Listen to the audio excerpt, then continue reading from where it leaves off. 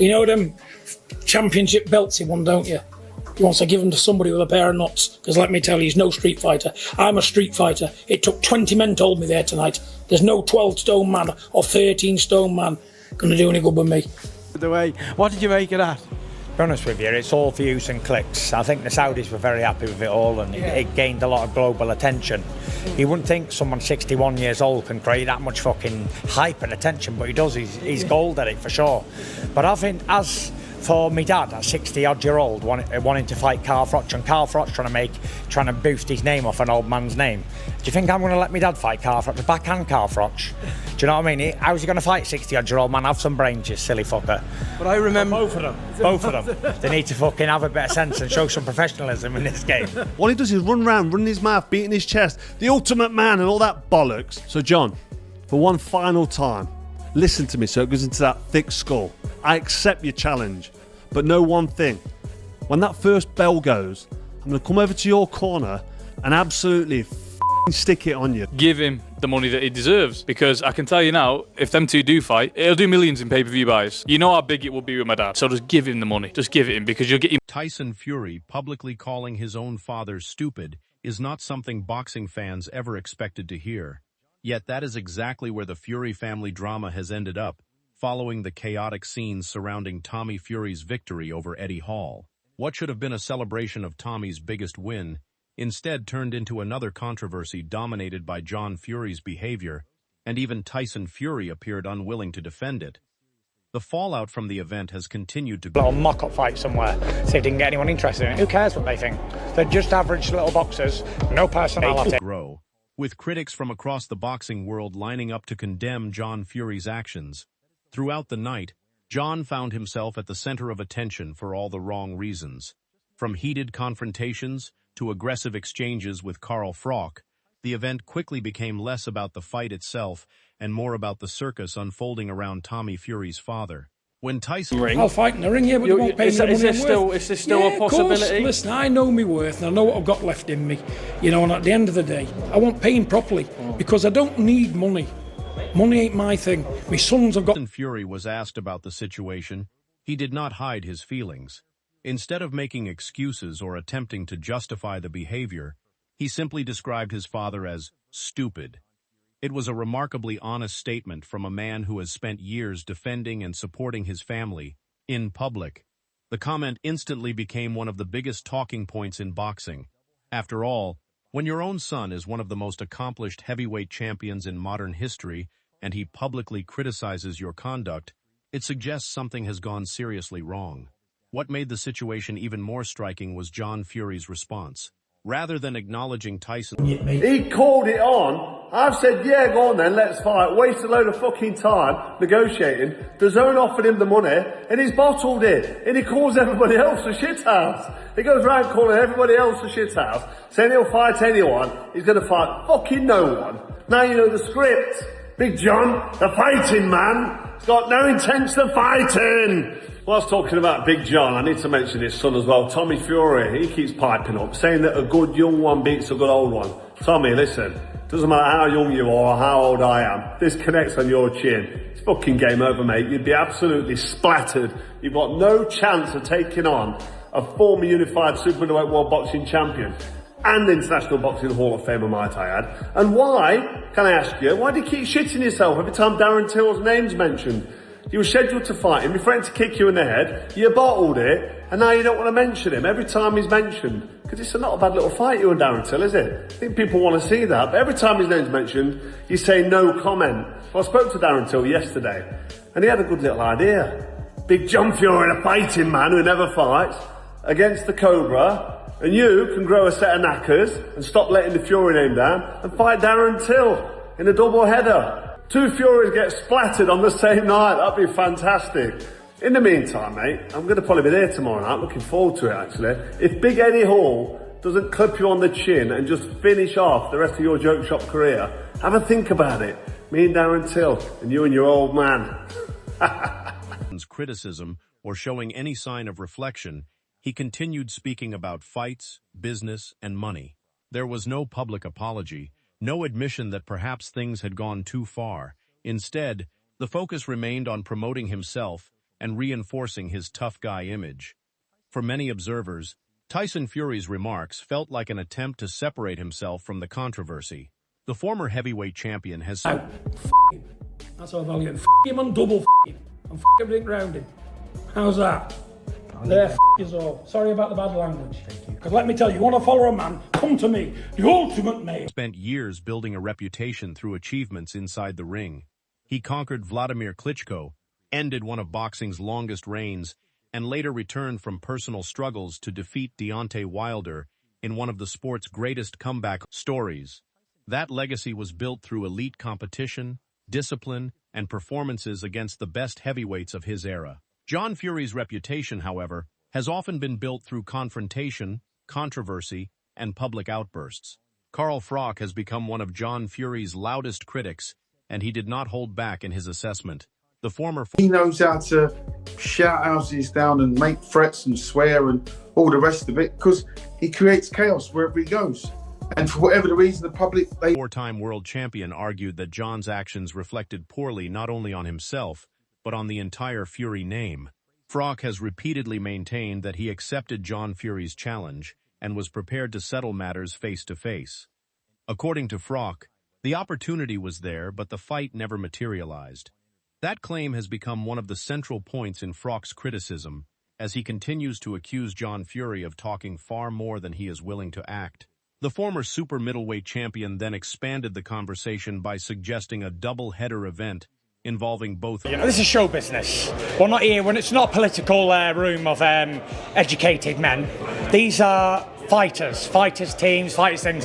What a way to sell the fight. My dad's an excellent salesman and he's done a fantastic job. So big up, John Fury. Get up, son. Fury family rivals. Froch has floated the idea of facing John Fury, while Darren Till deals with another member of the Fury camp on the same night.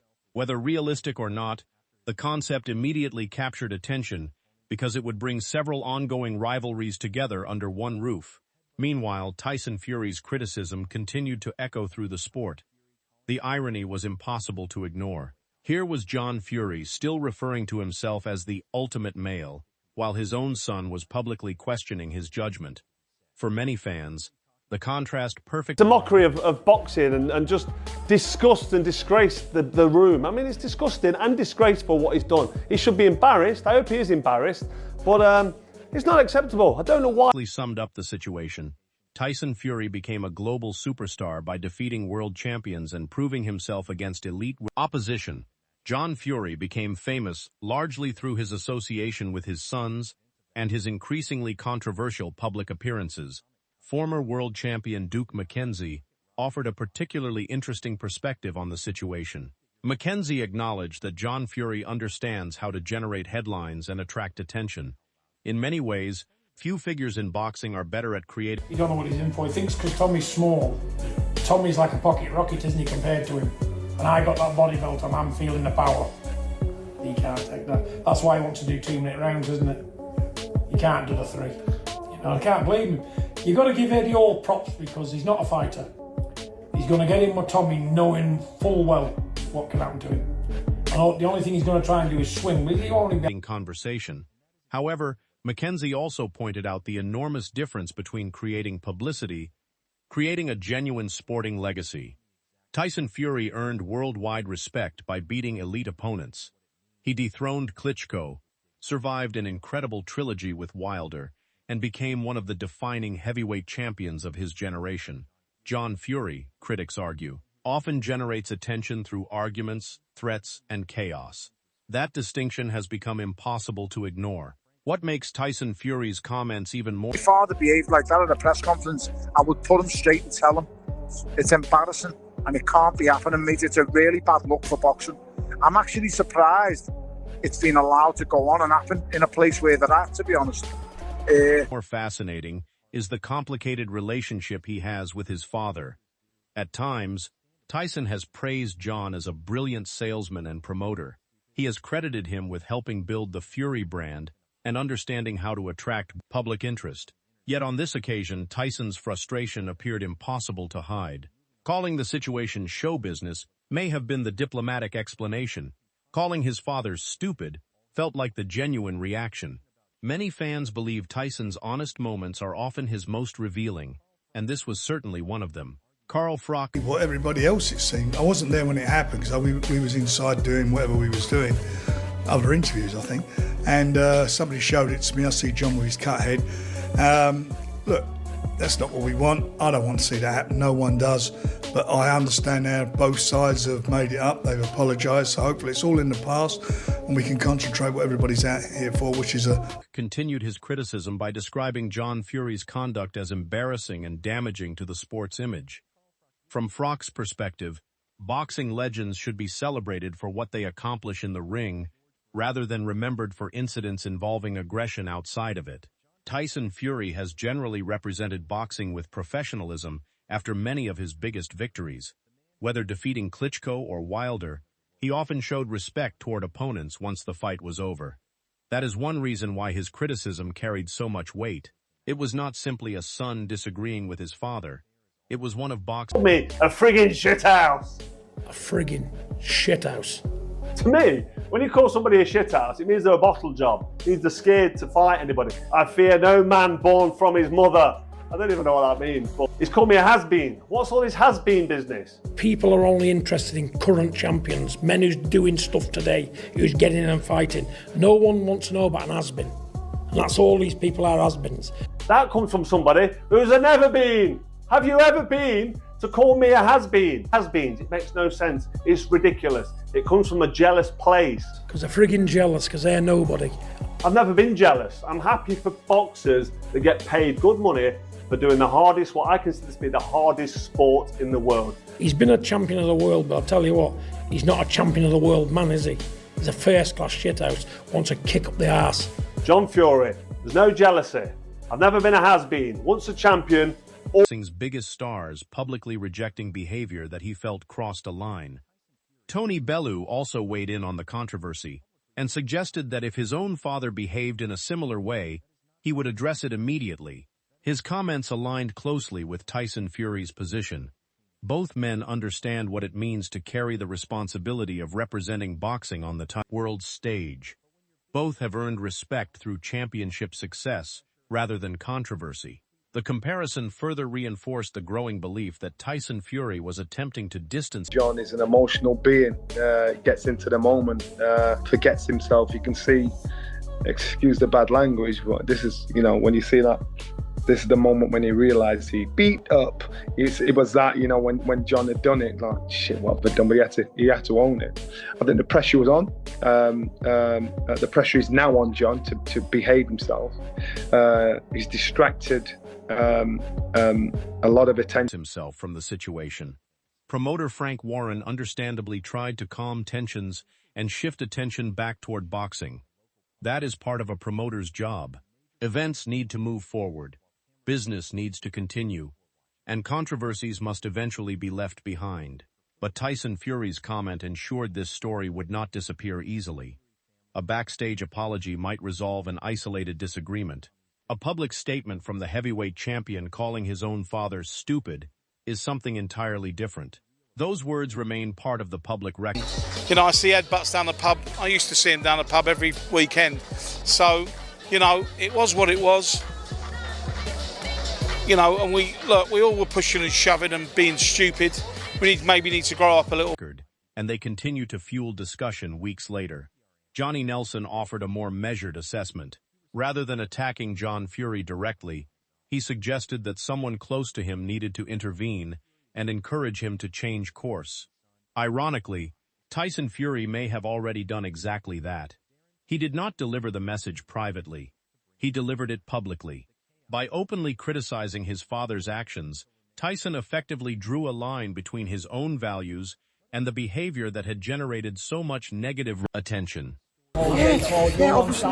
Yeah, I'm not on site. You're never going to really fight for these things. There's a lot of security, but if it's on, it's on. Do you know what I mean? Like, that's just how it is. Like, if I was with my gang and I seen Tommy on his own outside, I would never do anything like that because it's fucking, you don't do shit like that. But, little fight. Fucking, I had a fight, my last fucking fight outside the ring. So, this is what it is. It's fighting. He was arsed. You serious about kicking him as well in the fight? Obviously, if I'm losing the fight, he's getting kicked straight in the head. The message was impossible to misunderstand.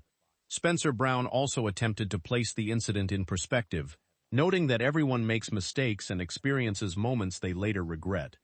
That is certainly true. However, many observers argue there is a significant difference between a private disagreement and a public incident at a major boxing event watched by thousands of fans and covered by media outlets worldwide. Tyson Fury's criticism reflected that distinction. The issue was not simply that John Fury lost his temper.